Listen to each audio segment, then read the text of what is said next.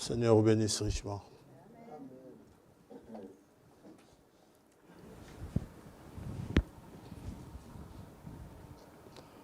Allons prier.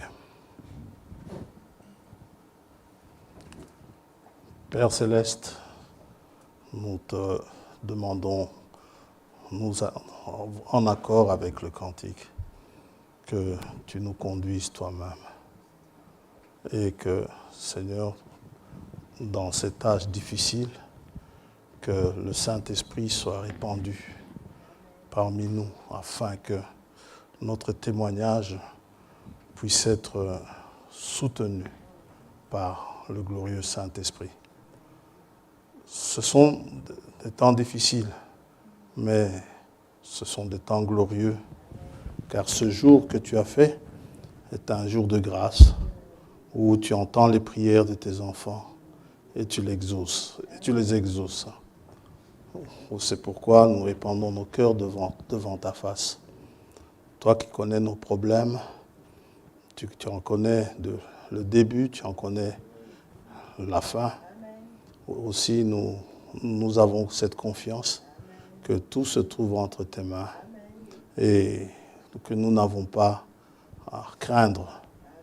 Nous marchons, comme disait David, nous ne craignons aucun danger. Te demandons d'inspirer ta parole ce matin, que nous soyons instruits sur la manière de combattre dans cet âge difficile, en utilisant les armes de l'esprit que tu as mises à notre disposition. Tu as vaincu le monde et cette victoire, tu nous l'as donnée. Aussi, pendant le combat, nous savons que la victoire est déjà la nôtre. Sois béni, sois loué. Pardonne nos péchés, Seigneur. Nous ta parole. Aide-nous en nous donnant une oreille attentive, que nous puissions écouter comme écoutent les disciples. Au nom de Jésus-Christ, notre Seigneur, nous t'avons adressé notre prière. Amen.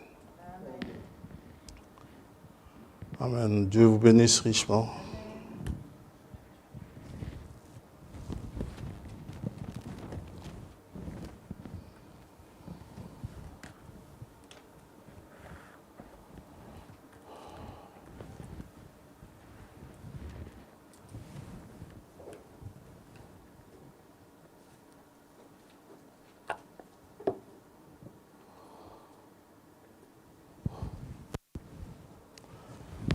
Nous allons continuer notre sujet ce matin.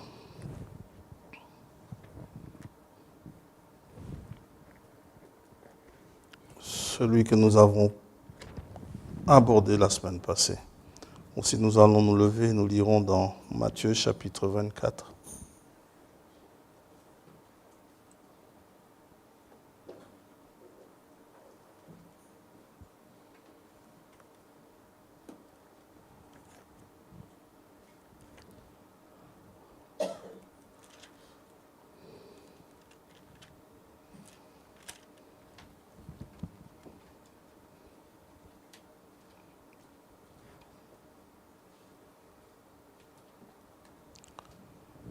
Les 8 premiers versets.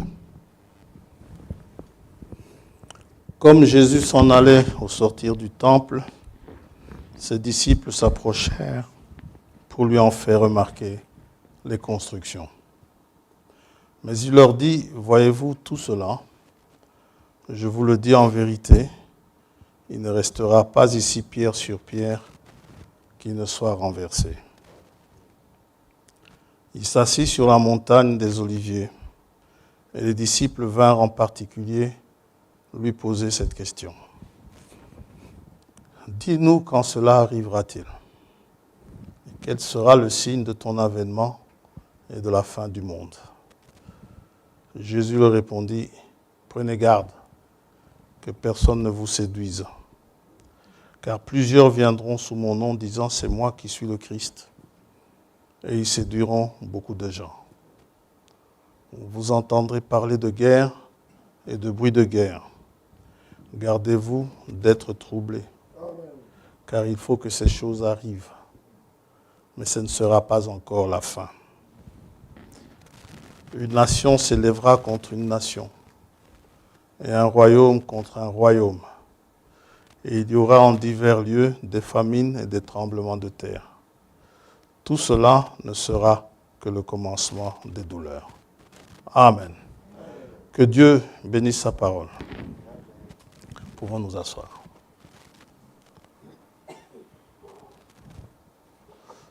De ce texte, nous voyons que la séduction qui est venue après que le Seigneur soit parti au ciel, car il dit, plusieurs viendront sous mon nom, se présentant comme étant le Christ. Cette séduction, la destruction du temple également, son avènement, les guerres et bruits de guerre, une nation qui s'élève contre une nation, royaume contre royaume, les famines et tremblements de terre, tout cela, ce n'est pas encore la fin. Ce n'est que le commencement des douleurs. Ça va? Les douleurs qui précèdent l'enfantement. C'est un commencement. Et nous avons vu que tout est en place pour qu'une nation s'élève contre une autre nation. Qu'on ne pense pas, qu'on ne s'imagine pas que Dieu est surpris par le cours des événements. Toute chose se passe selon son programme.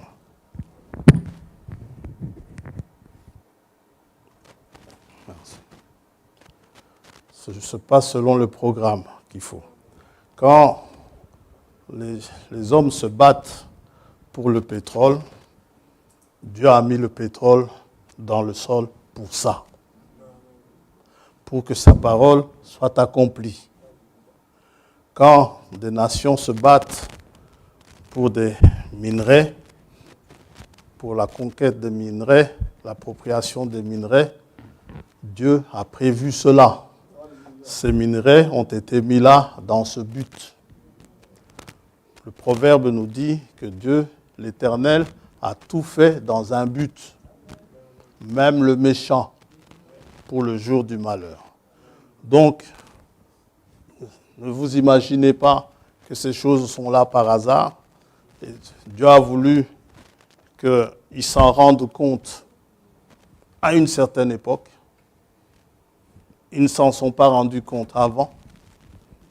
À une certaine époque, on a découvert qu'il y a tel gisement à tel endroit, qu'il y a tel puits à tel endroit. Et ça devient une source de bataille, de guerre, juste pour accomplir les Écritures. Il y aura des guerres et des bruits de guerre. Tout cela, ce n'est que la fin, le commencement des douleurs. Le Seigneur appelle cela le commencement des douleurs. La destruction du temple. La question lui a été posée, quand cela arrivera-t-il? La question lui est posée à son avènement, concernant son avènement et la fin du monde. Et il met en rapport avec les douleurs. Le mot douleur qui est utilisé, vous savez, il y a des langues où les mots sont précis. En français, lorsqu'on dit douleur, ça peut dire plusieurs choses. Ça peut dire douleur physique, douleur sentimentale, douleur affective. C'est vague en français. Mais le Nouveau Testament étant écrit en grec, le mot douleur qui est écrit dans le texte d'origine signifie bien douleur d'enfantement. Ça va? Si vous voulez avoir le mot, je peux vous le donner, mais je ne crois pas que ça soit nécessaire. Odine, si vous voulez, mais ce n'est pas nécessaire de retenir. Et il s'agit de douleurs de l'enfantement. Et la première fois que ces douleurs dans l'enfantement ont été évoquées dans la Bible, c'est dans Genèse chapitre 3.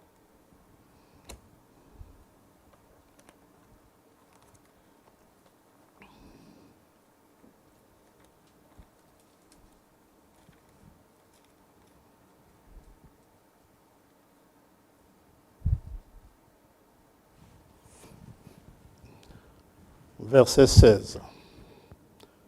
L'Éternel Dieu dit à la femme, j'augmenterai la souffrance de tes grossesses. Tu enfanteras avec douleur et tes désirs se porteront vers ton mari, mais il dominera sur toi. Ça va? Vous savez, Dieu est précis quand il parle. Quand il dit à la femme, tes désirs se porteront vers ton mari, vous n'avez pas à inverser les choses, que les désirs du mari se portent vers la femme. Non. Quand Dieu dit, l'homme quittera son père et sa mère, n'est-ce pas, pour s'attacher à sa femme, il le dit de l'homme. Ne venez pas me dire qu'il le dit à l'homme en général. S'il avait dit à l'homme en général, il n'aurait pas rajouté à sa femme. Il a dit, l'homme quittera son père et sa mère et s'attachera à sa femme. Ils deviendront une seule chair. C'est précis. Ça veut dire qu'une fois que je me marie, j'ai quitté mon père et ma mère. Mon père et ma mère n'ont rien à dire, n'est-ce pas? Une fois que je les ai quittés, n'ont rien à venir faire à régler mon mariage. Ils peuvent me donner des conseils, mais ils n'ont pas à prendre des décisions à ma place. Et la femme alors? La femme, Dieu ne dit rien. Alors, si elle reste attachée à sa famille, elle n'est pas contre la Bible. Mais vous, les frères, si vous êtes contraire à cela, vous êtes contre la Bible. Il faut prendre la Bible telle qu'elle est écrite. Amen. On va encore dire que frère François est ceci et cela, mais ce n'est pas moi, c'est la Bible. Vous voyez? Donc, ici, pour les douleurs de l'enfantement, c'est à la femme. Alors, ces hommes qui veulent se changer de genre, devenir des femmes, c'est contre nature. Et quand le Seigneur parle des douleurs de l'enfantement, dans la nature, les meilleures personnes pour comprendre ces douleurs-là sont celles qui ont déjà enfanté. Quand vous parlez de douleurs de l'enfantement, quand vous m'en parlez à moi, ok, ce sont des douleurs. Mais parlez-en à une femme qui a déjà enfanté, elle sait ce que c'est. Elle sait comment ça vient. Dites amen à ça. Et bien sûr, une église est considérée comme étant une femme. L'église doit enfanter. Et nous avons déjà vu cela dans Apocalypse chapitre 12. L'église a enfanté un fils mâle. Elle a eu des douleurs. Ça va? Donc, ces douleurs sont en relation avec l'enfantement. Tout ça, ces guerres, ces bruits de guerre. Hitler, il en a fait voir aux Juifs, mais c'était encore que le commencement des douleurs. 14-18, commencement des douleurs. Vietnam, Afghanistan, Ukraine, chez nous au Congo, en Afrique. Tout ça, ce ne sont que le commencement des douleurs. Et toute femme qui a déjà ressenti cela, sait que le commencement de douleurs ne sont rien à côté des douleurs elles-mêmes. Ici, il n'y a que les sœurs qui peuvent dire Amen. Ouais, parce que ça va toujours crescendo. Et c'est des douleurs, de véritables douleurs. Elles ne font pas la comédie. C'est une réalité. C'est pourquoi il est bon qu'on puisse honorer nos femmes. Surtout lorsqu'elles ont enfanté. Alors, le Seigneur parle, il continue à parler. À partir du verset, on ne va pas tout lire, hein. Il va parler du verset, il va continuer à parler jusqu'au verset 51, mais on ne va pas lire tout ça, vous pouvez le lire à la maison. Alors, une fois que ces douleurs ont commencé, il nous dit au verset 9, « Alors on vous livrera au tourment. » On va commencer à livrer les gens au tourment. Et l'on vous fera mourir. Et vous serez haïs de toutes les nations à cause de mon nom. Alors aussi, plusieurs succomberont et ils se trahiront, se haïront les uns les autres, et ainsi de suite. Vous parlez de temps difficiles. Ce seront des temps difficiles. Vous continuez seulement à lire et vous verrez, parce que verset 12, l'iniquité se sera accrue. L'amour du plus grand nombre se refroidira. Cette période dont parle le Seigneur, du verset 9 au verset 51, n'oubliez pas, il parle aux Juifs ici. Ce sont des Juifs qui lui ont posé la question. Il parle à un auditoire juif. Et il va même citer Daniel au verset 15. Il dit, c'est pourquoi, lorsque vous verrez l'abomination de la désolation dont a parlé le prophète Daniel établi en lieu saint, que celui qui lit fasse attention.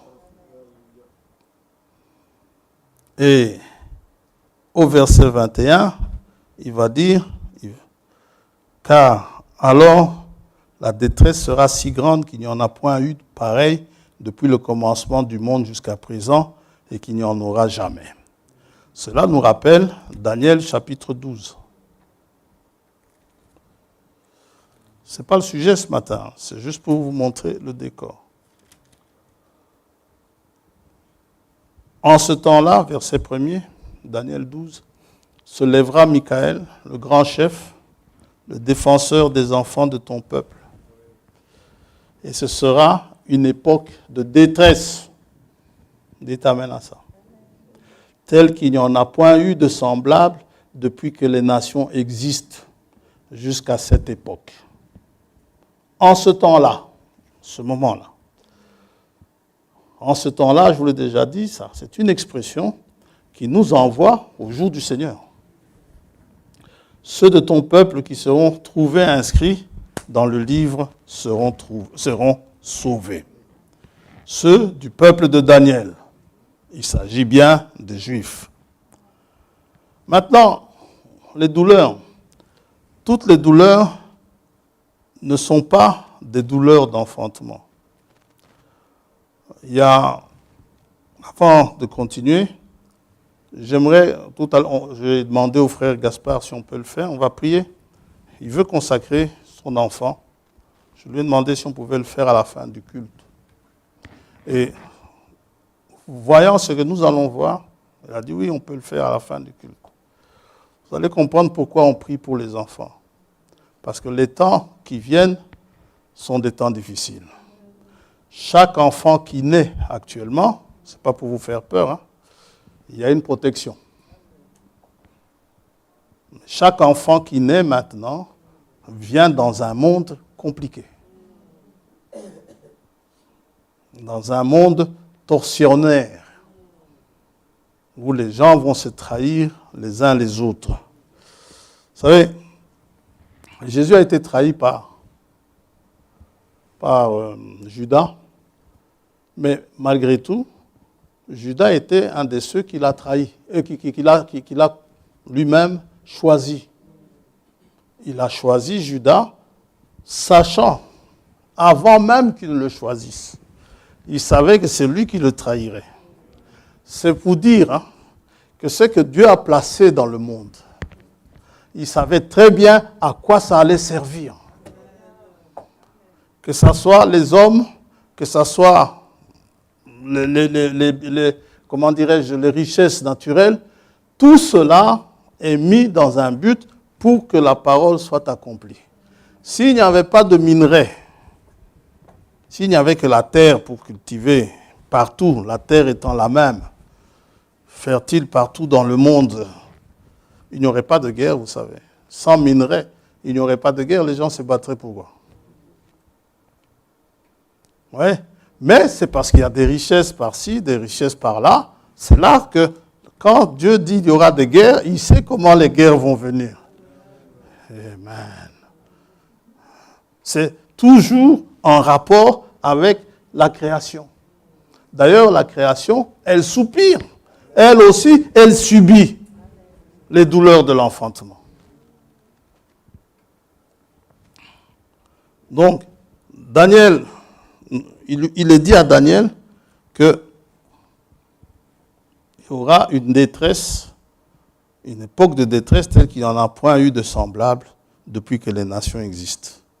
Maintenant, comme on l'a dit pour commencer, toutes les douleurs ne sont pas des douleurs d'enfantement. Les douleurs corporelles qu'on a dans le corps, on les connaît, par exemple, causées par des maladies comme les cancers, sont des personnes qui souffrent. Ce sont des douleurs atroces. Il y a des douleurs affectives suite à des séparations, des douleurs sentimentales pour ceux ou celles qui sont éconduits ou éconduites. Mais nous parlons ce matin de ces douleurs d'enfantement qui précèdent, qui précèdent la fin du monde et l'avènement du Seigneur, selon la question que les disciples lui ont posée. Quel sera le signe de ton avènement? N'est-ce pas? Quel sera le signe de la fin du monde?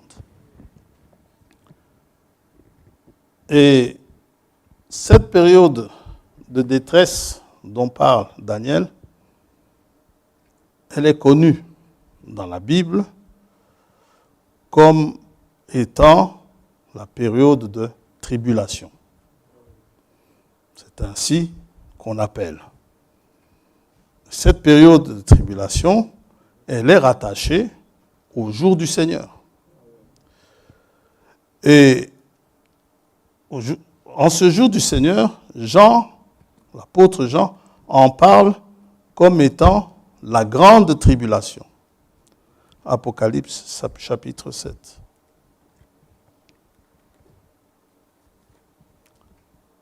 Je vais lentement, hein, comme ça, que le livre de l'Apocalypse ne soit pas un puzzle trop difficile à réaliser. Pour les enfants de Dieu, c'est faisable. Apocalypse 7, 14. On va commencer au verset 13. Et l'un des vieillards prit la parole et me dit, ceux qui sont revêtus de robes blanches, qui sont-ils et d'où sont-ils? Je lui dis, mon Seigneur, tu le sais. Et il me dit, ce sont ceux qui viennent de la grande tribulation.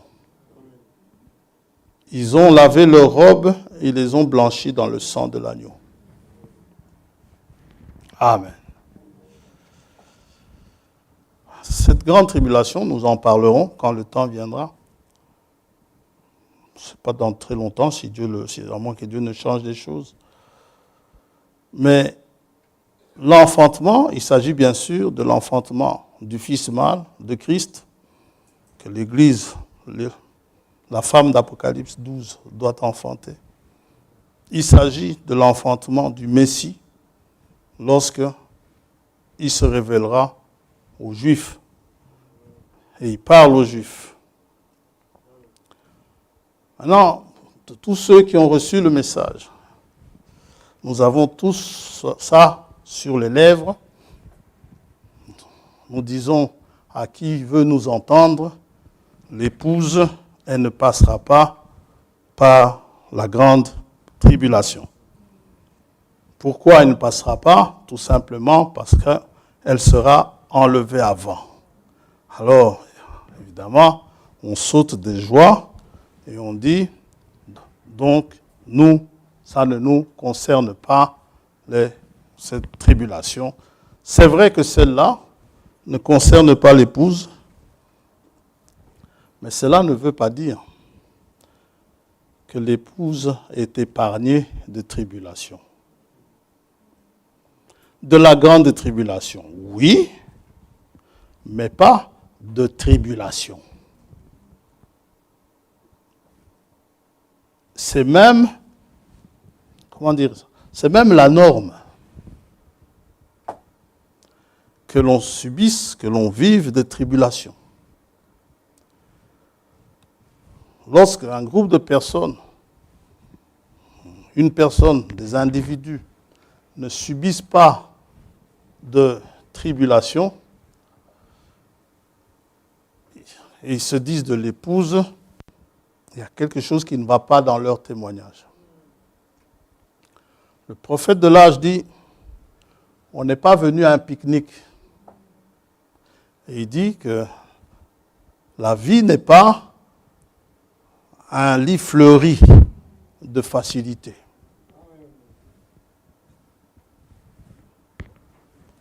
C'est même la norme. Christ en a subi. C'est lui notre modèle, le modèle de l'expérience chrétienne. Ce n'est pas pour rien qu'on vous appelle chrétien. Un chrétien, bibliquement parlant, est quelqu'un semblable à Christ. Ça va? C'est un enfant de Dieu, parce que Dieu a dit au commencement, faisons l'homme à notre image, n'est-ce pas? Et à notre ressemblance. Et un chrétien qui est l'image de Christ, eh bien, il est semblable à Christ, c'est un enfant de Dieu. Ces tribulations dans notre vie, elles sont inévitables. On ne peut pas les éviter. Impossible de les éviter, elles vous tomberont dessus quand même, si vous êtes de l'épouse. Ce qui fait que, en tant que chrétien, en tant que membre de l'épouse, en tant que membre du corps de Christ, Paul dit dans 1 Timothée 6, 12, n'est-ce pas? Il dit tous ceux qui veulent vivre pieusement en Jésus-Christ, il dit tous, tous ceux seront persécutés.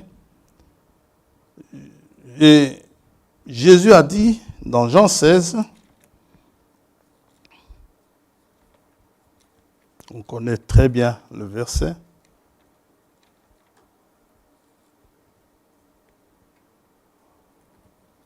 verset 33, il dit, je vous ai dit ces choses afin que vous ayez la paix en moi. Donc la paix en Christ, c'est une paix au milieu des difficultés, au milieu de la tristesse, au milieu des combats. Paix en vous, il dit, la paix en moi, les vents souffleront, les tempêtes viendront, mais celui qui est en Christ, il est en paix. Alors il dit, vous aurez des tribulations dans le monde. Il parle à ses disciples. Mais prenez courage, il en faut. Pour suivre Jésus, il faut du courage. Mais prenez courage, j'ai vaincu le monde. Pour que Moïse manifeste Christ dans sa vie, il lui a fallu du courage. Ce n'est pas facile d'avoir été préparé à devenir, je ne sais pas, soit pharaon, soit premier ministre de pharaon, soit je ne sais pas. Refuser cela et aller au milieu de ce peuple-là qui est en possession d'une promesse qui sera réalisée dans une certaine vie. Et y croire. Il faut vraiment cette foi-là pour y croire. L'homme dit, tiens, prends, vaut mieux que deux, tu auras. Mais pour le chrétien, c'est différent. La vie qu'on me propose, la vie mondaine qu'on me propose, tiens, je n'en veux pas, je préfère la vie éternelle que j'aurai. Amen. Gloire à Dieu. Oui. Ça, c'est ce que dit le Seigneur. Il dit, vous aurez des tribulations dans le monde. C'est le sujet, c'est le titre. Fiston, Fabrice, vous aurez des tribulations dans le monde. Des douleurs, des afflictions, des malheurs. Et les choses que le Seigneur lui-même nous a promises, nous ne les obtenons pas facilement non plus. Marc chapitre 10.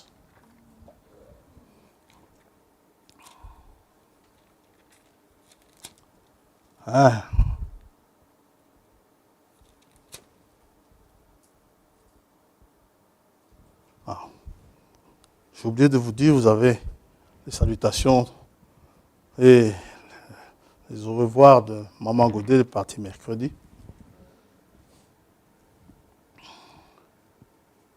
Et justement, si j'en parle, c'est parce que mercredi, juste avant son embarquement, je parlais avec ma grande sœur, la sœur Nicole, au téléphone. Je lui souhaitais un bon voyage. C'est une sœur, j'en parle, que Dieu m'a donnée. Parce que dans Marc 28, 10, 28, il nous est dit ceci.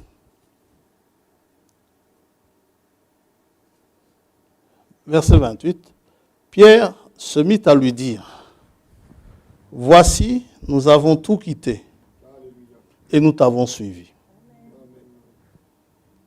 À l'image de Moïse, dont tu nous as souvent prêché. Jésus répondit, « Je vous le dis en vérité, il n'est personne qui, ayant quitté à cause de moi et à cause de la bonne nouvelle, sa maison, ou ses frères, ou ses sœurs, ou sa mère, ou son père, ou ses enfants, ou ses terres, ne reçoivent au centuple présentement, dans ce siècle-ci, un tiers, des maisons, des frères, des sœurs, des mères, des enfants et des terres avec, comment ça? Avec des persécutions.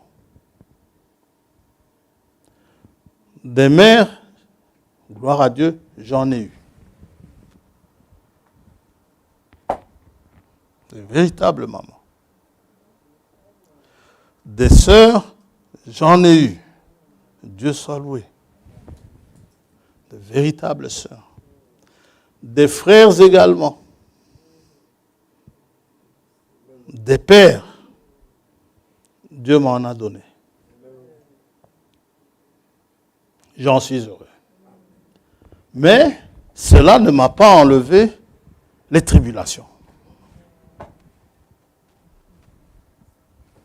Cela ne vous en enlèvera pas non plus. Paul dit aux Thessaloniciens, 1 Thessaloniciens chapitre 3.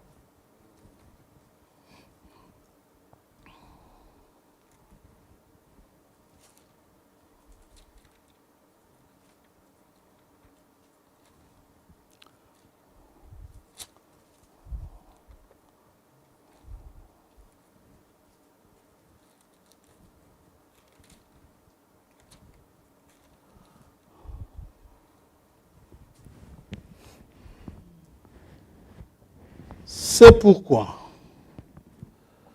impatients que nous étions, on a déjà parlé de la patience ici. Et comment est-ce qu'on obtient la patience? Par l'épreuve de la foi. Il est bien dit, une épreuve. Et maintenant, la patience va accomplir parfaitement son œuvre. Donc, impatients que nous étions, et nous décidant à rester seuls à Athènes, nous envoyâmes Timothée, notre frère, ministre de Dieu dans l'évangile de Christ, pour vous affermir et vous exhorter au sujet de votre foi, afin que personne ne soit ébranlé au milieu des afflictions présentes. Dites amen à ça. Au sujet de votre foi, afin que personne ne soit ébranlé au milieu des afflictions présentes. Car vous savez vous-même que nous sommes... C'est pas moi qui le dis. Ouais. L'apôtre dit, il dit aux Thessaloniciens, vous savez. Aujourd'hui, je dis, non pas aux Thessaloniciens, mais aux Firlantois, je leur dis aujourd'hui, vous savez vous-même que vous êtes destinés à ça. Dites amen à ça. Alors, qu'un Firlantois se lève et qui dise, moi, je suis exempté. Et lorsque nous étions auprès de vous, nous vous annoncions d'avance que nous serions exposés à des afflictions. Dites amen à ça. Je ne vous ai pas donné un chat dans un sac. Je vous l'ai dit bien à l'avance, que nous serions exposés à des afflictions, comme cela est arrivé et comme vous le savez. Vous savez, les tribulations que l'on subit, elles sont révélatrices, elles révèlent de la manière dont vous avez reçu la parole. Ici, Paul dit, vous exhortez au sujet de votre foi. Jésus dit dans Matthieu 13,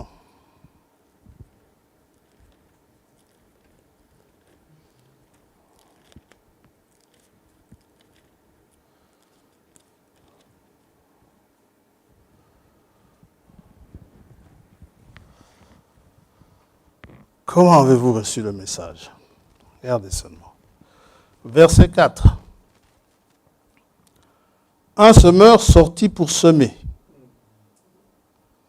C'est la prédication. Comme il semait, une partie de la semence tomba le long du chemin. Vous dites, frère François, c'est bien, nous sommes dans une salle. Mais, vous allez voir. Le long du chemin, les oiseaux vinrent et la mangèrent. Frère Tombeau ferme toutes les fenêtres. Une autre partie tomba dans les endroits pierreux, où elle n'avait pas beaucoup de terre. Elle leva aussitôt parce qu'elle ne trouva pas un sol profond. Passons au verset 20. celui qui a reçu la semence dans les endroits pierreux, c'est celui qui n'était pas dehors, mais qui entend la parole et la reçoit aussitôt avec joie. Preach it! Glory! Yes! Mais il n'a pas de racine en lui-même. Il croit pour un temps. Et dès que survient une tribulation ou une persécution à cause de la parole, il y trouve une occasion de chute. Elles surviendront. Je crois qu'il y a un évangéliste qui a dit, aussi dès que survient la tentation. La tentation peut aussi être une occasion de chute. Et on est vite tenté. Quand Satan vient vous proposer les choses de la terre. On disait qu'elles sont inévitables sans les tribulations. N'oubliez pas, la grande tribulation est comparée aux douleurs de l'enfantement. Ça a aussi un autre nom, les angoisses de Jacob. Hein. Mais ça, on le verra après. Dans Acte 14, l'apôtre dit ceci.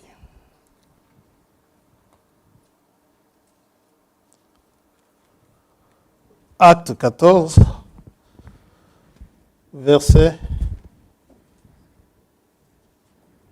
20. On vient de lapider Paul, on peut commencer au verset 19. Paul est lapidé à Lystre.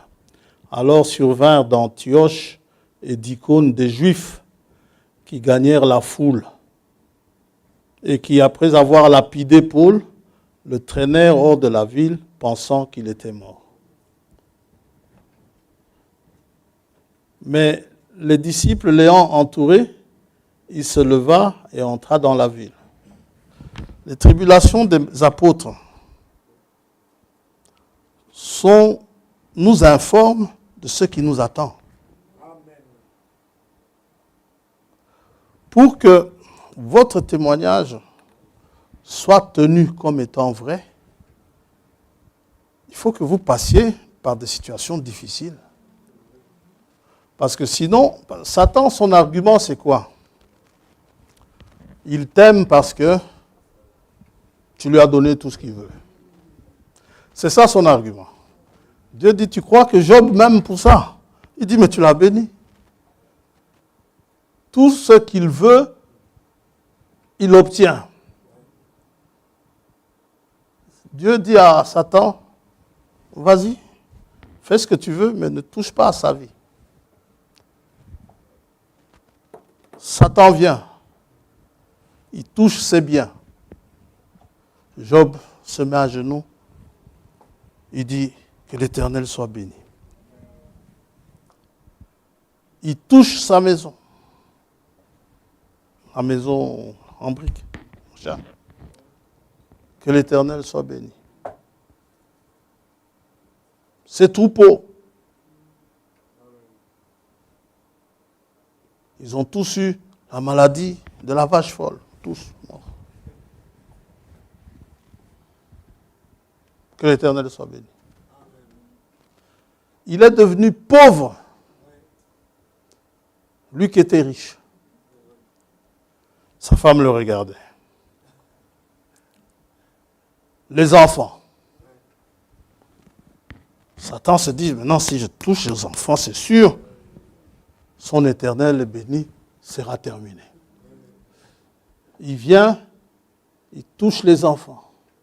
Vous savez, il y a des frères qui ont déjà avoué avoir prié, Seigneur, je veux bien que tu m'éprouves, mais ne m'éprouve pas comme Job. S'il te plaît, Seigneur. À prendre les enfants, pas un enfant, mais tous.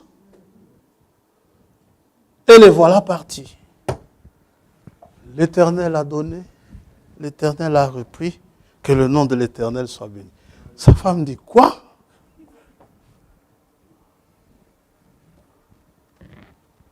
Tu continues à bénir l'Éternel. Il dit, tu parles comme une femme insensée. Il ne l'insulte pas. Non.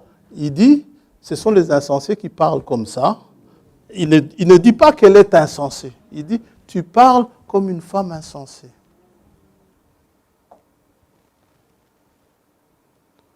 Job n'a pas cédé. Et les apôtres ont vécu des situations difficiles. Paul va en parler à Timothée. Il dit, par quelle persécution ne suis-je pas passé? À Lystre, j'ai été lapidé.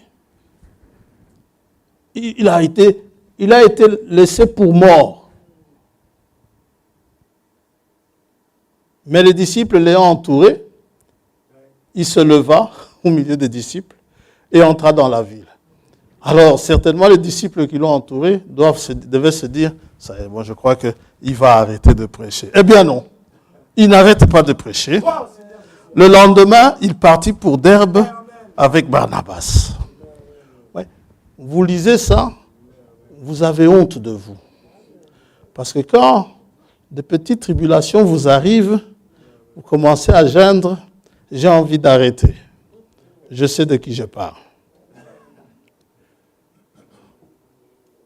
Verset 21. Quand ils eurent évangélisé cette ville et fait un certain nombre de disciples, ils continuent.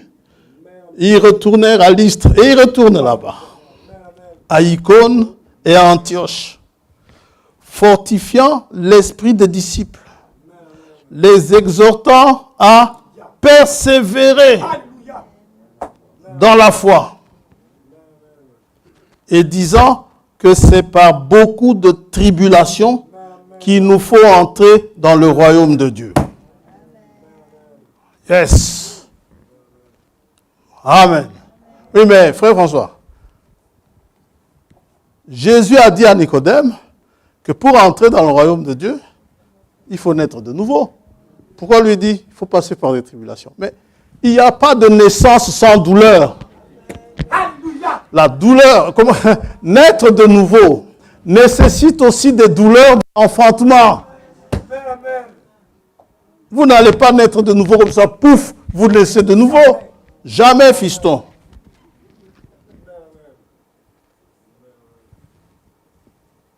C'est vrai qu'il faut naître de nouveau. C'est vrai que pour entrer dans le royaume de Dieu, il faut naître de nouveau. C'est tout à fait vrai. Ce que Paul dit ici, c'est tout à fait ce que le Seigneur a dit. Il dit, c'est par beaucoup de tribulations, tribulation qui étant parfois synonyme de douleur d'enfantement, il dit que c'est par beaucoup de tribulations qu'il nous faut entrer dans le royaume de Dieu. Ouais. Nous disions, Christ est notre modèle. Il a été outragé. On a fait de lui ce qu'on a voulu. Et il dit ceci. Ça m'a rappelé une vidéo qu'on m'avait envoyée, j'ai envoyé à certains d'entre vous ici, où il y avait tout un groupe de personnes qui accomplissaient cette parole du Christ ici dans Matthieu 16 que nous allons lire. Dans Matthieu 16, 24, vous voyez chaque chrétien portant sa croix. Hein, on chante ici, de mes pieds, n'est-ce pas? Je veux suivre Jésus de mes pieds, n'est-ce pas? On le chante avec ferveur, n'est-ce pas? Verset 24, Matthieu 16, 24. Alors, Jésus dit à ses disciples, si quelqu'un veut venir après moi, qu'il renonce à lui-même. Frère Benoît, je sais que tu n'aimes pas que je te cite, mais tu sais pourquoi je te cite. Ouais. On en a parlé, lui et moi. Je ne dis pas qu'il n'a pas renoncé. Il n'a pas renoncé à lui-même. Qu'il renonce à lui-même. Qu'il se charge de sa croix et qu'il me suive. Vous savez, prenons un peu la toute première partie. Renoncer à soi-même. C'est quelque chose, hein? Vous en connaissez beaucoup de gens qui ont renoncé à eux-mêmes. Et parfois, avant de regarder à d'autres, regardez-vous un peu vous-même. Que chacun se regarde soi-même. Le jour des phrases du genre « Moi, je n'aime pas ça », ce jour, ces phrases-là vont disparaître de votre langage. Ou « Moi, j'ai toujours été comme ça ». Eh bien, si tu as toujours été comme ça, Jésus-Christ est venu à cause de ça. Ouais. Il dit qu'il renonce à soi-même. Vous n'êtes rien. Je ne suis rien. Que je renonce à moi-même. Qu'il se charge de sa croix. Venez tous, vous qui êtes chargés et fatigués. Venez à moi. Et qu'il me suive. Après avoir renoncé à vous-même et vous être chargé de votre croix. La vidéo dont je vous parlais, c'était chacun portant sa croix. Et il y en a un qui trouvait la sienne un peu trop lourde. Il a demandé au Seigneur, « Seigneur, permets-moi de... » J'ai failli la poster sur le poste de l'Assemblée, mais j'ai dit, combien? C'est assez long, je l'ai gardé, finalement. Il dit, permets-moi de couper, de me débarrasser d'une partie de cette croix. Le Seigneur n'a pas répondu, mais lui-même il dit directement, merci Seigneur, et hop, il coupe un morceau de la croix. Il avance, il trouve qu'il n'a pas coupé assez, il demande encore au Seigneur de couper. Et il n'attend pas que Dieu lui réponde, et il coupe encore. Oh, merci Seigneur. Finalement, la croix arrive à la dimension qu'il voulait, il la porte, il avait une petite croix là, alors que les autres avaient une énorme croix entraînant.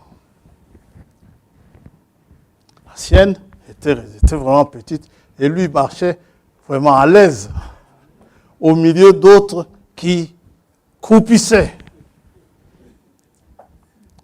Finalement, il est arrivé à un gouffre. Un gouffre devant et devait aller de l'autre côté. Ceux qui avaient leur croix, ils n'ont rien changé à cette croix. La croix, leur croix était à chacun aux dimensions du gouffre. Ce qui fait, tu te rappelles, hein? J'avais posté chez elle, la croix, elle met sa croix au gouffre et puis passe au milieu, sur la croix, arrivé de l'autre côté, reprend sa croix et s'en va. Alors lui, avec sa petite croix, il était bloqué. Les tribulations que nous avons, c'est Dieu qui nous forme. Qui nous forme pour que nous soyons aptes à entrer dans le royaume des cieux.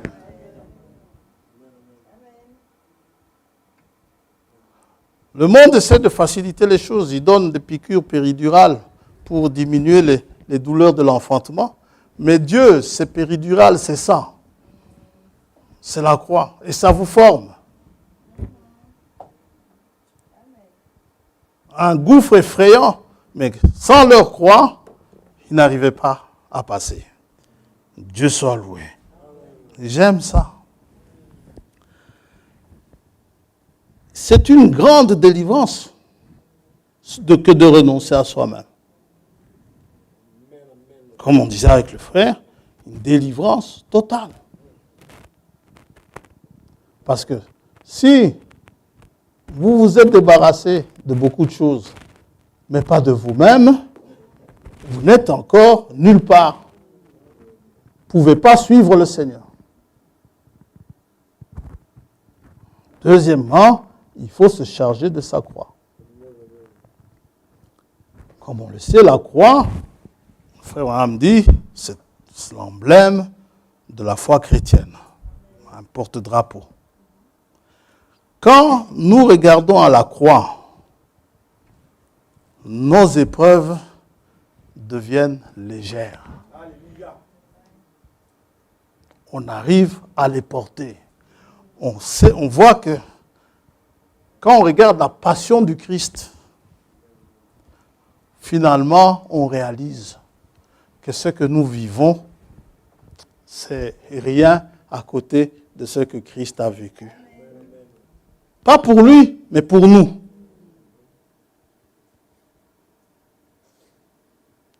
Nous sommes là à plusieurs. Il y en a beaucoup, si pas tout le monde. Il y en a beaucoup qui en ont bavé. Excusez-moi le terme. Qui ont souffert. Qui ont traversé des moments de pleurs, de gémissements. Mais elles ont continué avec leur croix. Et ils sont là, elles sont là ce matin. Toujours à écouter la parole.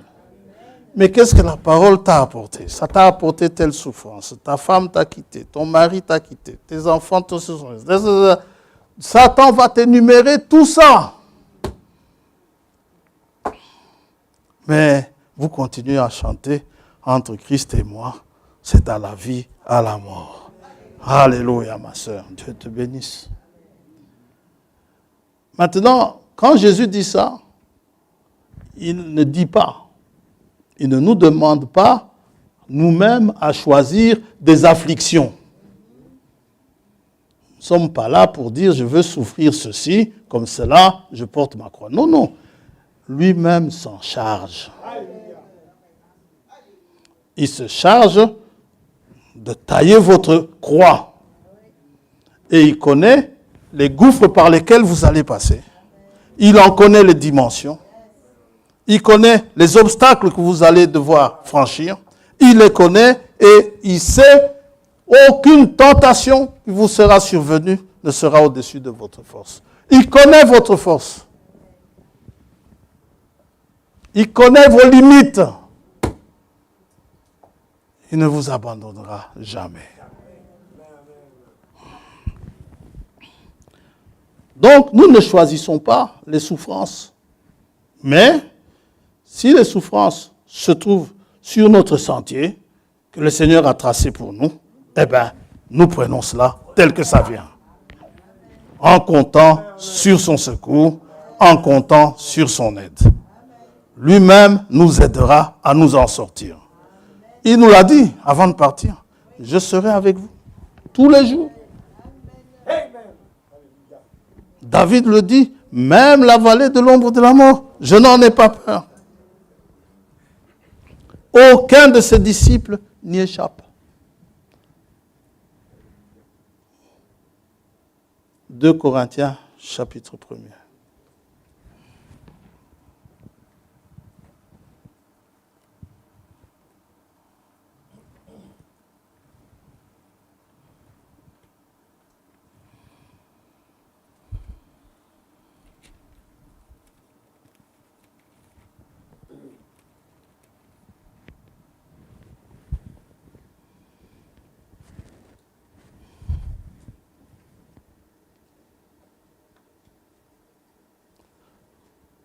Paul, apôtre de Jésus-Christ par la volonté de Dieu, et le frère Timothée, à l'église de Dieu qui est à Corinthe et à tous les saints qui sont dans toute l'Achaïe. Que la grâce et la paix vous soient données de la part de Dieu notre Père et du Seigneur Jésus-Christ. Béni soit Dieu le Père de notre Seigneur Jésus-Christ, le Père des miséricordes et le Dieu de toute consolation, vous qui êtes attristés, qui nous console dans certaines de nos afflictions, dans toutes nos afflictions, afin que par la consolation dont nous sommes l'objet de la part de Dieu, nous puissions consoler ceux qui se trouvent dans l'affliction. Car de même que les souffrances de Christ abondent en nous, de même notre consolation abonde par Christ. Si nous sommes affligés, c'est pour votre consolation et pour votre salut. Si nous sommes consolés, c'est pour votre consolation, qui se réalise par la patience à supporter les mêmes souffrances que nous endurons. Et quand vous passez par là, vous en parlez, et que le frère à qui vous en parlez, ou la sœur, vous dise, ah, frère, sœur, Paul est passé par là. Quand vous dites que on m'a abandonné par mon meilleur ami, ou je ne sais pas, ou ma meilleure amie, chez les sœurs, je n'en sais rien. On était vraiment potes, on était très bien, il m'a abandonné. Vous le regardez, vous la regardez, vous dites, Paul est passé par là. Comment ça, Paul est passé par là? Paul écrit, il écrit à une église, Démas m'a abandonné. C'était un choc pour lui. Nous, on lit ça, ça semble être simple, hein? Mais pour Paul, c'était dur. Démas, c'était peut-être comme un fils pour lui. Dites amen à ça. Démas, c'était son frère. Démas, c'était vraiment son ami. Mais le jour où Démas est parti, Paul ne trouve rien d'autre à écrire que Démas m'a abandonné. Et Pierre nous dit, c'est poussé par le Saint-Esprit que Paul a écrit ça. Gloire à Dieu. Le jour où vous parlez à quelqu'un de comment on vous a lapidé dans la famille, oh, dites aussi, Paul est passé par là. On l'a lapidé à Lystre. Qu'est-ce qu'il a fait de mauvais? Il a parlé de Jésus-Christ. Et à la famille, qu'est-ce que tu as fait de mauvais? Rien. Je leur ai juste parlé de Christ. Je leur ai dit que Christ nous a parlé en ce temps de la fin, et voilà. Depuis que je leur ai dit, les bijoux, les habits de femme chez les hommes, les habits d'hommes chez les femmes, partis. Depuis que je leur ai dit ça, ou bien depuis que je l'ai dit à ma femme, ou la femme dit, depuis que je l'ai dit à mon mari, il m'a abandonné. Elle m'a abandonné. Les enfants m'ont abandonné. C'est dur ça. C'est dur. Et pour ceux qui n'ont pas Christ, c'est quelque chose d'excessivement difficile. Pour celles ou ceux qui ont travaillé dans les maisons de repos, parfois ils ont rencontré de vieilles personnes dont les enfants ont carrément abandonné. Et ils vous disent, et ils vous le disent, hein, vous connaissez les vieux, comment ils parlent. Ils vous répètent la même chose 10 fois, 20 fois. Ils vous disent, j'ai un fils, hein, ou j'ai une fille. Ils vous sortent même la photo. C'est mon fils. Mais ce n'est pas grave, hein, je ne lui en veux pas. Démas m'a abandonné.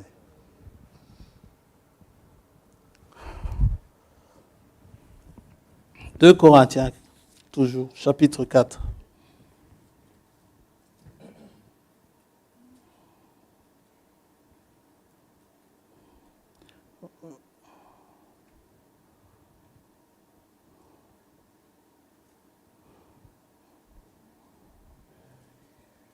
Verset 3. Si notre évangile est encore voilé, il est voilé pour ceux qui périssent, pour les incrédules, dont le Dieu de ce siècle a aveuglé l'intelligence, afin qu'ils ne voient pas briller la splendeur de l'évangile de la gloire de Christ, qui est l'image de Dieu. Nous ne nous prêchons pas nous-mêmes. C'est Jésus-Christ, le Seigneur, que nous prêchons. Et nous nous disons vos serviteurs à cause de Jésus. Un jour, un témoin de Jéhovah m'a dit, nous prêchons Jéhovah. Moi, j'ai dit oui, d'accord, mais les apôtres ont prêché Jésus-Christ. Je ne vois nulle part où Paul dit, j'ai prêché Jéhovah. Amen. Et pourtant, c'est le même Dieu. Amen. Verset 7. Nous portons ce trésor dans des vases de terre, afin que cette grande puissance soit attribuée à Dieu. La puissance qui a fait briller la lumière dans les cœurs. Soit attribuée à Dieu et non pas à nous. Ça veut dire que si l'évangile a resplendi, la lumière a resplendi dans leur cœur, ce n'est pas parce que eux ce sont des grands prédicateurs, non. Paul dit qu'il est venu, il a prêché avec la puissance du Saint-Esprit. C'est le Saint-Esprit qui a fait que les cœurs soient éclairés. Dites amen à ça. Il n'y a pas de grands prédicateurs. Il y a des prédicateurs d'un grand Dieu, tout-puissant, qui il a donné, n'est-ce pas, le Saint-Esprit, pour pouvoir prêcher. Sans le Saint-Esprit, Caïphe n'est rien. D'ailleurs, il n'était rien. Paul, sans le Saint-Esprit, il n'était rien. Pierre également. Et Moïse dit, je ne sais pas parler. C'est Moïse. Ouais. Verset 8. Nous sommes pressés. On est pressés comme des citrons. Nous sommes pressés de toute manière, mais non réduits à l'extrémité. Jamais réduits à l'extrémité. Nous sommes dans la détresse, mais non dans le désespoir. La détresse, elle est là, mais je ne perds pas mon espérance. Nous sommes persécutés, mais non abandonnés.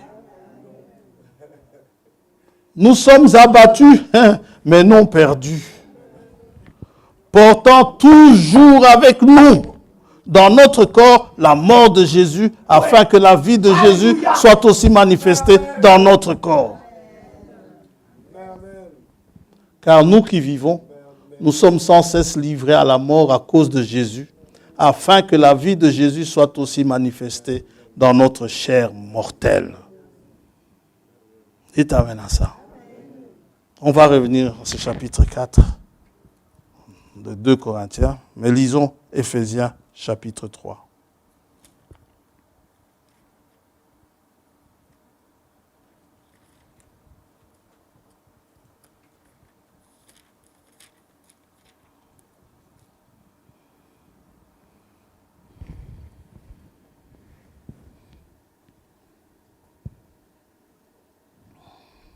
Verset 13. Aussi, je vous demande de ne pas perdre courage à cause des afflictions que j'endure pour vous. Elles sont votre gloire.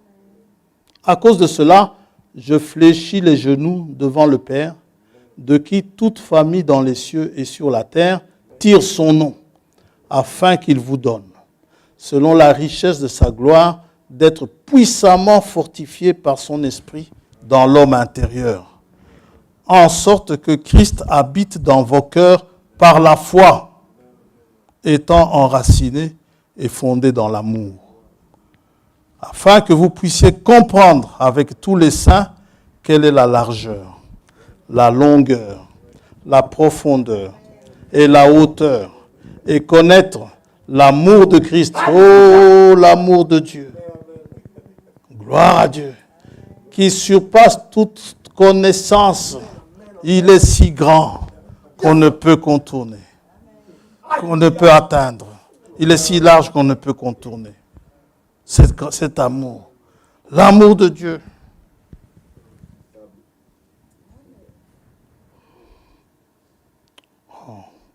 Et connaître l'amour de Christ qui surpasse toute connaissance, en sorte que vous soyez remplis jusqu'à toute la plénitude de Dieu.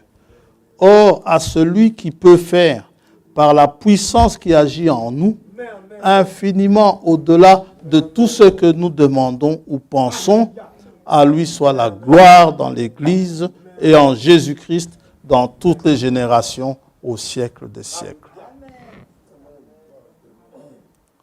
Le résultat de tout ça, aujourd'hui, par la grâce de Dieu, c'est mon rêve ça, de terminer à 12h30.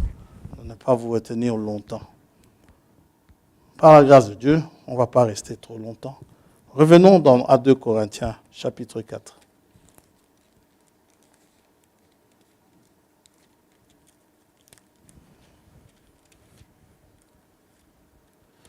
« 2 Corinthiens, chapitre 4, verset 16.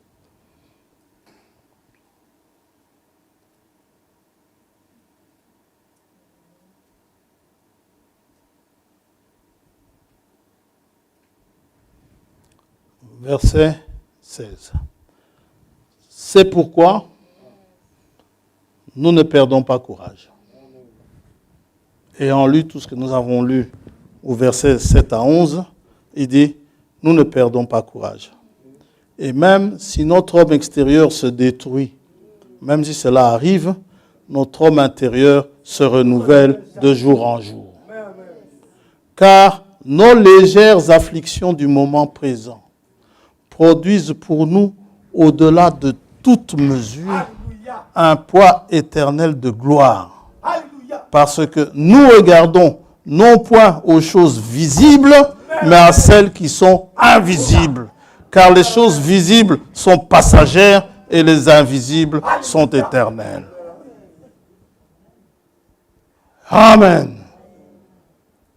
Gloire à Dieu. C'est le chemin du disciple.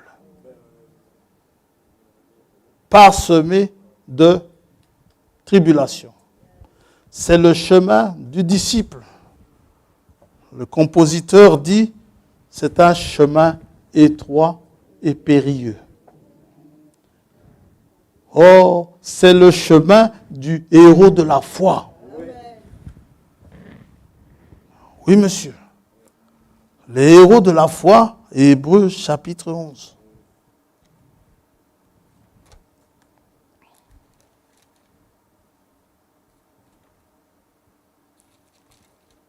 Verset 35, disons ainsi. Des femmes recouvrèrent leur mort par la résurrection. D'autres furent livrées au tourment et n'acceptèrent point de délivrance afin d'obtenir une meilleure résurrection. Et d'autres subirent les moqueries et le fouet, les chaînes et la prison. Ils furent lapidés, sciés, torturés. Ils moururent tués par l'épée. Ils allèrent çà et là, vêtus de peau de brebis et de peau de chèvre, dénués de tout, persécutés, maltraités, eux dont le monde n'était pas digne, errant dans les déserts et les montagnes, dans les cavernes et les antres de la terre. Tous ceux-là, à la fois desquels il a été rendu témoignage, n'ont pas obtenu ce qui leur était promis. Un tien, ils ne l'ont pas obtenu. Dieu ayant vu quelque chose de meilleur pour nous, tu l'auras, afin qu'ils ne parviennent pas sans nous à la perfection. Ils sont tous passés par là. Les grands, comme David, et les petits, comme Gédéon. Gédéon dit, je suis le plus petit de la plus petite famille, de la plus petite tribu, du plus petit peuple, du plus petit tout le plus petit, mais Dieu l'appelle vaillant héros. Gloire à Dieu! Oh! Pouvez-vous regarder, voir devant les Anakim, vous paraître comme une sauterelle, mais c'est pas grave. Vous pouvez paraître comme une sauterelle, mais le monde n'est pas digne de vous. Ils sont tous passés par là. Les grands et les petits. Les riches, comme Joseph d'Arimathée. Comme Salomon. Salomon, il a rendu l'argent commun. Les crises là n'existaient pas à l'époque de Salomon. Dites amen à ça. C'est pour ça que c'était un royaume de paix. Il n'y avait pas d'histoire du genre du temps de Salomon, d'histoire du genre. Il y a le frère Maurice qui me doit de l'argent. Il ne m'a toujours pas remis. Ça fait 5 ans qu'il me doit de l'argent. Non, le frère Maurice avait l'argent. Amen. Dieu soit loué. Le frère Grégoire aussi avait son argent. Amen. Il n'y avait pas ces histoires-là. Salomon était riche. Personne n'était dans le besoin. Mais malgré tout, ils font partie des héros de la foi. Leur foi a été éprouvée. Ils font partie de ceux dont le monde n'était pas digne. Oh, Salomon est mort idolâtre. Attendez seulement. Le jour où vous arriverez là-bas, Salomon va vous accueillir. Amen. Oh, vous allez vous étonner. Frère Salomon, tu es là. Je suis là. Par la grâce de Jésus-Christ. Yes. Oui, monsieur. Gloire à Dieu. C'est pourquoi je me dis, si Salomon est arrivé, pourquoi est-ce que je n'arriverai pas? Si Dieu a fait grâce à Salomon, il ne fait point exception de personne. J'arriverai certainement. Frère François, tu seras enlevé. Si Salomon est enlevé, je serai enlevé aussi. Amen. Moi, je l'aime. C'est vrai, j'ai mes faiblesses. Salomon avait ses faiblesses. Mais moi, j'ai un avantage sur Salomon. Quand il me baptise du Saint-Esprit, je ne sors pas. Comme Salomon est sorti. Parce que Salomon n'avait pas ça. Mais moi, j'ai ça. Gloire à Dieu. Vous allez m'accuser quelque part. Frère François est sorti. Dieu va regarder. Jamais. Il n'est pas sorti. Il est ancré. Je ne vois pas. Mais il est sorti, Seigneur. Il est sorti là. Dieu ne voit pas. Quelle grâce vous avez. Beaucoup de tribulations. Quand ces tribulations sont arrivées, il vous est arrivé peut-être de faire un petit pas de côté. Satan est parti dire, il a fait un pas de côté. Dieu regarde, il ne voit rien. Gloire à Dieu. Jésus a dit, j'ai vaincu le monde. Amen. Et parce qu'il a vaincu, je l'ai vaincu aussi. Hey! C'est pour les riches donc, Joseph d'Arimathée, Salomon et bien d'autres. C'est aussi pour les pauvres. Lazare, il est mort pauvre. Je me demande même s'il n'est pas mort de faim. Mais jamais Lazare n'a dévié. Abraham dit aux riches, il lui dit, toi tu as eu tes biens sur la terre. Lazare est ici consolé. Lazare, vous savez, il faut qu'il y ait du tout. Il faut qu'il y ait des riches, des pauvres, des grands, des petits. Pourquoi? Parce que Dieu, au jugement, il aura besoin de témoins. Quand un pauvre incrédule va passer de l'autre côté, il va dire, moi tu m'as privé des choses, et tout ça. Tu voulais que je te suive, je ne pouvais pas te suivre dans ces conditions-là. On va vous appeler. François, viens ici. Amen. Dis-moi, sur la terre, tu possédais quoi, Seigneur? Les huissiers n'ont pas arrêté de passer chez moi. Amen. Gloire à Dieu. J'ai un tas de lettres d'huissiers là, Seigneur. Et Dieu qui dit, tu entends? Il dit à l'autre là qui se plaignait, il dit, tu entends? Les huissiers sont passés. Mon pauvre petit ordinateur que j'avais, je leur ai dit, c'est mon outil de travail. Ils l'ont quand même saisi. Oh! Telle chose que j'avais, ils l'ont quand même saisi. Mais quand ils sont partis avec, j'ai dit, gloire à Dieu. J'ai dit, tu entends? Le pauvre incrédule va avoir la bouche fermée. Tandis que le riche incrédule, quand il va arriver là-bas, mais Seigneur, ce n'est pas de ma faute. Tout était trop facile, tu m'as donné trop d'argent, alors je me... David, viens ici. Alléluia. Yes. Amen. Amen. Ou peut-être même moi. François, viens ici. Sur la terre, ça... Oh Seigneur, ça a bien marché sur la terre. J'étais très bien sur la terre. On prenait bien soin de moi là-bas à la rue de Fiolan.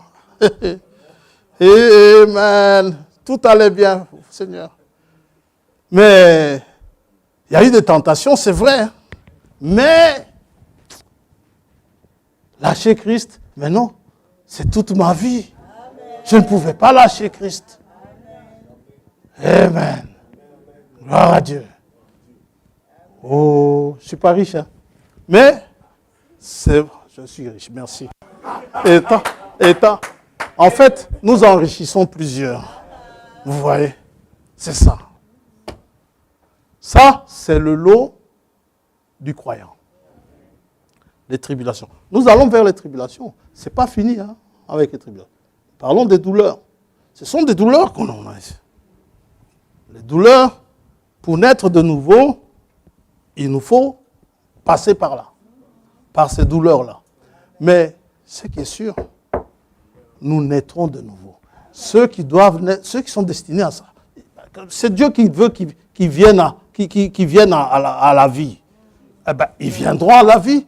Ils sont nés non de la volonté des hommes, mais de la volonté de Dieu. Amen. Alors, nous allons prier pour cet enfant, l'enfant de notre frère Gaspard, n'est-ce pas? Parce que le monde est parsemé de difficultés, mais nous allons prier pour que cet enfant puisse marcher et qu'il soit compté quand le Seigneur viendra parmi les vainqueurs, malgré les afflictions par lesquelles il passera, malgré les difficultés par lesquelles il passera, qu'il soit toujours vainqueur. Mais nous allons... Maranatha n'est pas là. Frère Tombeau, si tu veux bien venir, 2 minutes.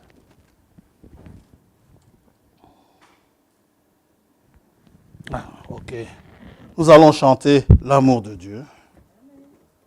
Et puis, nous allons chanter pour pouvoir ainsi.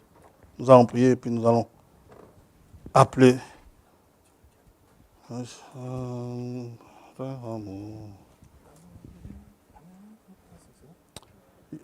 Il est là-dedans. Pas le petit cœur.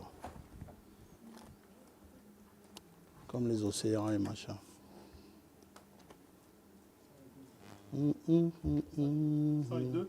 Est un amour. Il est si grand.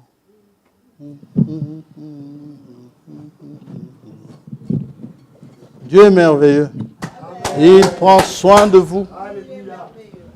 Oh, Priscille, c'était son anniversaire vendredi.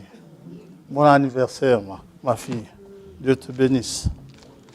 Prenons numéro 102. L'amour de Dieu de loin surpasse ce qu'on peut dire. Un cœur humain, il est plus grand que les espaces, même dans l'abîme. Il nous attend pour le péché de notre monde. Dieu nous donna Jésus, il nous pardonne nos paix profondes, il sauve les pères. L'amour de Dieu si fort, si grand.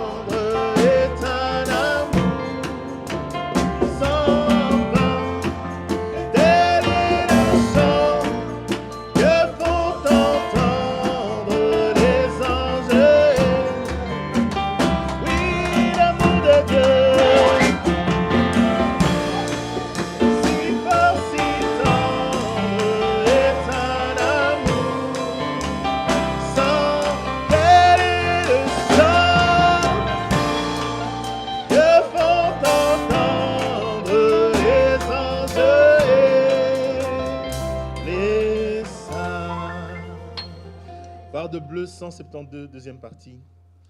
Entre tes mains, j'abandonne tout ce que j'appelle mien.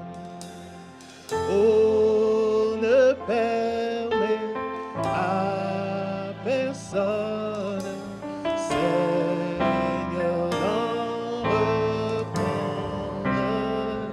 Oh, oui, prends tout, Seigneur, oui, prends tout, Seigneur, entre tes mains, j'abandonne tout avec bonheur. Oh, je n'ai pas peur de suivre le chemin de la croix.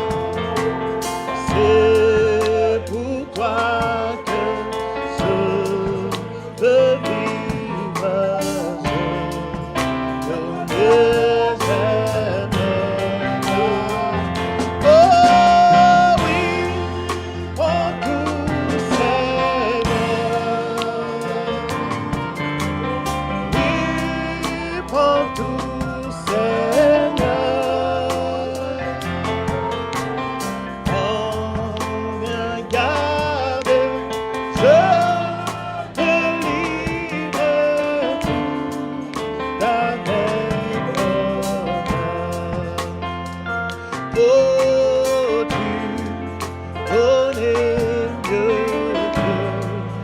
moi-même tous les besoins de mon cœur.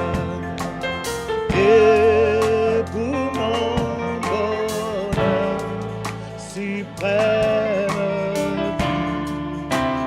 je veux rendre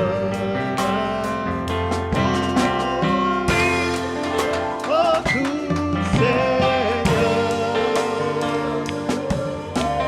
Oui, prends tout, Seigneur. Oh, je ne vis plus pour moi-même, mais pour mon Sauveur. Amen. Comme nous venons de le voir, notre monde est difficile. Mais avec Jésus, ça passe. Nous savons que nous avons un appui sûr, un soutien sûr, quelqu'un qui ne nous abandonne jamais. Nous allons lui abandonner entre ses mains le petit Samuel. Vous savez ce que ça veut dire, Samuel? C'est pas grave si tu ne sais pas, je vais le dire. Ça veut dire Dieu a exaucé. Parce que c'est un enfant désiré, ardemment demandé par sa mère, et Dieu le lui a accordé. Amen. Nous ne baptisons pas les enfants, mais nous prions pour eux. Satan a beau nous dire que le monde va être difficile pour lui, nous n'avons pas peur. Nous savons que le Seigneur sera avec lui. D'ailleurs, plus c'est difficile, plus on voit le Seigneur. Les tribulations dont nous venons de parler, ça vous permet d'expérimenter Dieu. Qui ça, Paul dit, il est passé par toutes sortes de tribulations, par toutes sortes de persécutions, mais l'Éternel en a délivré de toutes. Nous allons prier. Père Céleste, tu as dit, laissez venir à moi les petits enfants. C'est pourquoi ils t'ont amené cet enfant là où 2 ou 3 se rassemblent, sachant, selon ta promesse, que tu es au milieu d'eux. Que le bras par lequel nous tenons l'enfant, que soient tes bras maintenant, que tu les utilises pour lui imposer les mains, Seigneur, Oh, afin de pouvoir être avec lui tout au long de son existence, si tu tardes à venir. Dans ce monde incrédule, dans ce monde apostat, qu'il soit un de ceux qui pourra témoigner de la grâce de Dieu. Il porte un magnifique nom, Samuel, que tu exauces les prières encore aujourd'hui. Oh, pour beaucoup, prier n'est plus si important, mais pour la maman de Samuel, nous savons ce que c'est. Aussi pour qu'il soit également comme Samuel d'autrefois, peut-être pas prophète, mais un fervent croyant. Quelqu'un qui marchera, oh Dieu, malgré les difficultés, qui soit compté aussi dans le Nouveau Testament parmi ceux dont le monde n'est pas digne. Bénis-le, sois avec lui, bénis ses parents. Oh, bénis toute la famille, Seigneur oh Dieu. Oh, et bénis l'assemblée, là où l'enfant sera apporté. Que nous soyons tous de bons exemples pour lui. Que vraiment l'Esprit de Christ nous saisisse à chaque fois que cet enfant nous regardera, qu'il puisse voir Christ en nous, oh Dieu, et que lui aussi puisse un jour être aussi un conducteur pour les autres, ceux qui viendront après lui. Sois béni, sois loué. Merci d'avoir béni la maison de mon frère Gaspard. Merci Seigneur pour cela, que tu les bénisses richement, que tu les aides à entretenir cet enfant dans ses besoins matériels, spirituels et toutes choses, que tu sois avec eux, dans le précieux nom de Jésus-Christ notre Seigneur. Nous t'avons ainsi prié. Amen. Amen. Félicitations. Félicitations. Seigneur bénisse.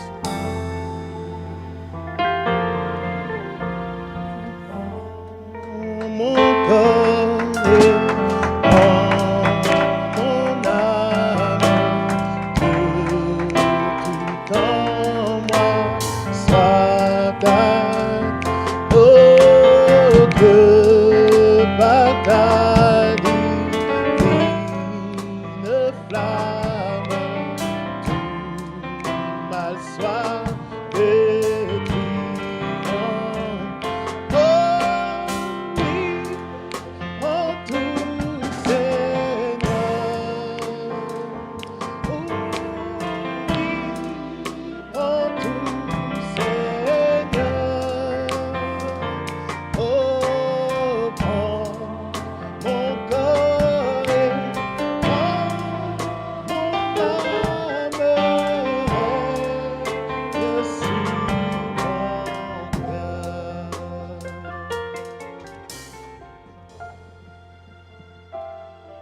Seigneur Dieu Tout-Puissant, nous te bénissons, nous te louons, Père Céleste, pour ce moment que tu nous as accordé, Seigneur mon Dieu, mon Roi.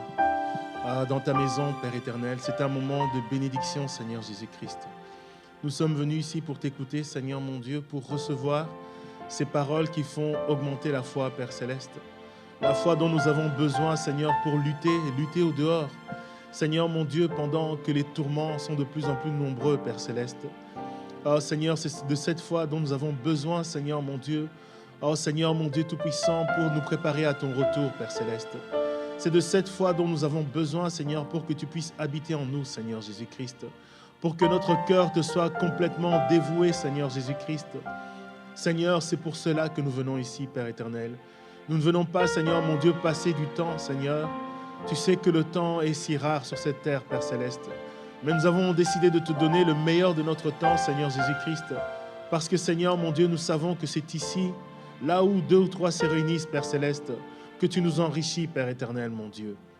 Oh Seigneur mon Dieu, alors que tu nous as donné ces paroles, Père éternel, accorde-nous d'aller, Seigneur mon Dieu Tout-Puissant, et de devenir inébranlable, Père éternel. Nous ne voulons pas, Seigneur mon Dieu Tout-Puissant, écouter, Seigneur, et partir et vivre comme avant, Père éternel. Mais nous voulons, Seigneur, que nos vies soient transformées, Seigneur mon Dieu Tout-Puissant. Que nos forces soient renouvelées, Père éternel. Que notre courage soit renforcé, Seigneur mon Dieu Tout-Puissant. Oh Seigneur mon Dieu, pour que nous soyons trouvés prêts, Seigneur mon Dieu, le jour de ton retour. Nous nous remettons entre tes mains, Seigneur mon Dieu. Nous remettons nos familles, nos frères et sœurs, nos parents, tous nos bien-aimés entre tes mains, Seigneur. Nous remettons nos amis et nos ennemis aussi entre tes mains, Seigneur Jésus-Christ. Sois celui qui garde, Seigneur, tous ceux qui nous sont précieux, Père éternel. Nous te confions toutes choses, Père Céleste, notre retour, Père éternel. Puisses-tu bénir la semaine que nous allons passer, Seigneur. Puisses-tu bénir nos activités, Seigneur, bénir nos projets. Puisses-tu bénir aussi la rentrée des enfants qui vont retourner à l'école. Seigneur, accorde-leur de bien recommencer, Seigneur. Accorde-leur l'intelligence et la force, Père Céleste, pour que cette année soit une année de bénédiction pour eux, Seigneur, dans toutes leurs études. Nous te demandons ceci, Père, dans le nom de Jésus-Christ, notre Sauveur. Amen. Seigneur vous bénisse.